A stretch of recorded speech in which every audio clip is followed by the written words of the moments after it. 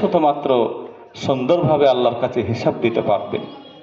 এবং দুনিয়াতে যারা আল্লাহর হুকুম মতো জীবন পরিচালনা করবে, সেই দিন হিসাব শেষে আল্লাহ তাআলা তাদেরকে ডান হাতে আমলনামা দিবে এবং তাদেরকে বলা হবে, তোমরা চলে যাও আল্লাহর জান্নাতে, নেয়ামতে ভরা জান্নাত, যেখানে কোনো অসুখ বিসুখ অভাব অশান্তি কিচ্ছু থাকবে না। আর যদি যারা দুনিয়াতে আল্লাহর হুকুম মতো জীবন পরিচালনা করবে না, মৃত্যুর পরে আখিরাতের দিন হিসাব নিকাশ শেষে তাদেরকে বাম হাতে আমলনামা দেওয়া হবে এবং তাদেরকে বলা হবে, যাও দোজখে পুড়ো ছাই হয়ে যাও, কয়লা হয়ে যাও, আর কোনো শান্তি তুমি পাবা না। বলেন তো তাহলে দুনিয়াতে যে কদিন বেঁচে আছি কার হুকুম মানতে হবে? আল্লাহর না মানুষের? আল্লাহর হুকুম মানতে হবে।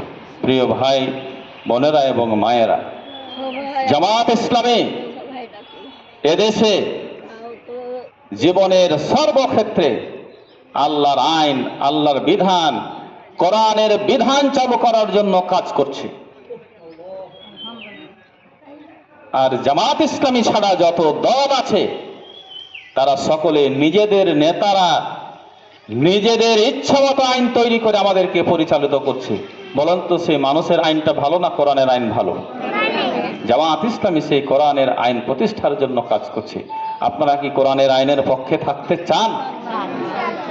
যদি বলি যে কারা কারা চান, তো সবাই হাত তুলবেন। তুলবেন না? কিন্তু ভোটের সময় যদি কড়কড়ে টাকা আসে 500 1000 টাকা করে, তাহলে ভুলে যায়েন না। শুধু মনে রাখবেন,